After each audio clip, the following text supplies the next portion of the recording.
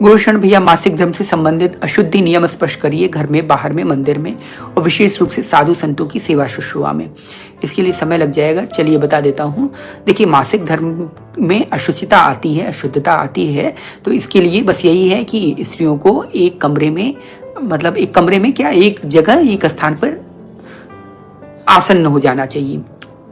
आसन मतलब आसीन हो जाना चाहिए, जिससे उनको कोई प्रॉब्लम भी ना हो, क्योंकि ऐसी अवस्था में अगर वो कोई कार्य करती हैं, कोई कुछ भी करती हैं, तो उनके ही स्वास्थ्य पर प्रतिकूल प्रभाव। एक मिनट।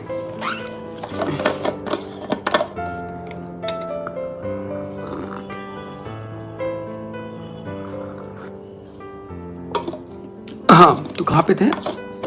उनके ही स्वास्थ्य पर प्रतिकूल प्रभाव पड़ेगा और वो प्रतिकूल प्रभाव उनके स्वास्थ्य को हानि पहुंचाता है। इसलिए ऐसी अवस्था में न वो भोजन को बनाएं, न ऐसी चीजें करें, क्योंकि उनसे विकिरण की अवस्था होती है। वो विकिरण का अर्थ समझते हैं, रेडियो एक्टिविटी जिसे बोलते हैं। ये आपको वैसे नहीं दिखेगा या साइंस के किसी अपैरेटस से नहीं इसे नापा जा सकता है। वो दूसरा विकिरण होता है।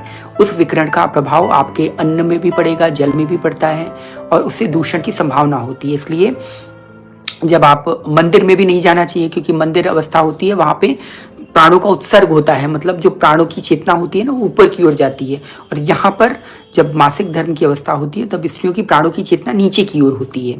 इसलिए इस समय स्त्रियों को शंख बजाने की मनाही होती है और कोई ऐसा श्लोक पाठ करना या जिसमें मंत्र हो, इन सब का पाठ करने की मनाही होती है। मंदिर में कोई ऐसी स्थिति को न जाने की मनाही होती है, क्योंकि मंदिर में जाएंगे तो वहाँ प्राणों का उत्सर्ग होता है, मतलब ये जो चेतना होती है, प्राण शक्ति, जीवनी शक्ति, ये ऊपर की ओर बढ़ती है, लेकिन स्त्रियों में नीचे की ओर जाएगी, तभी वो मासिक धर्म को निकालेगा, है ना। तो उसके लिए स्त्रियों को यहाँ पे जाना वर्जित माना जाता है, मंदिर में, अन्य अवस्था में। लेकिन हम इसको शुद्धि अशुद्धि से जोड़ देते हैं कि मंदिर में देवता की प्रतिमा को मत छू, ऐसे मत करो। वो अलग चीज़ है, नहीं छूना चाहिए, बिल्कुल नहीं छूना चाहिए, क्योंकि उसमें जो प्रभाव होता है वो आपके मस्तिष्क को या आपकी शरीर को ही प्रॉब्लम करेगा। देवता नहीं अशुद्ध होते हैं, देवता शुद्धता से परे होते हैं, सब चीज़ों से। लेकिन हमें अपनी चीज़ों का ध्यान रखना है, इसके लिए इन सब चीज़ों से जोड़ दिया गया है। डर भय दिखा करके इन सब चीज़ों से जोड़ दिया गया है।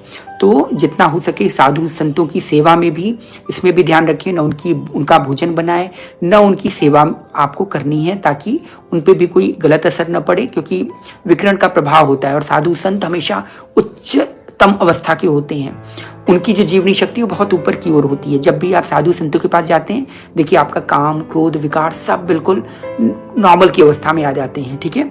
और जो ऊपर की चेतना होती है, प्राण शक्ति का विकास होता है। जब आप उनके पास जाएंगे तो उससे उनका भी अवरोध होगा, साथ में आपका भी अवरोध होगा। तो इसलिए इन सब की सेवा में भी आपको मनाही होती है।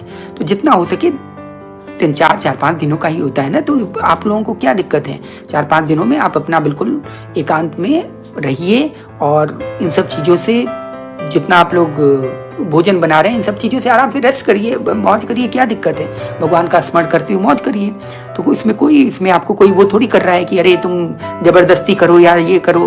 भाई, जबरदस्ती करने को कहा जाता तब तो बात अलग होती, लेकिन आपको रेस्ट करने को कहा जा रहा है, उसमें आपको क्या प्रॉब्लम है?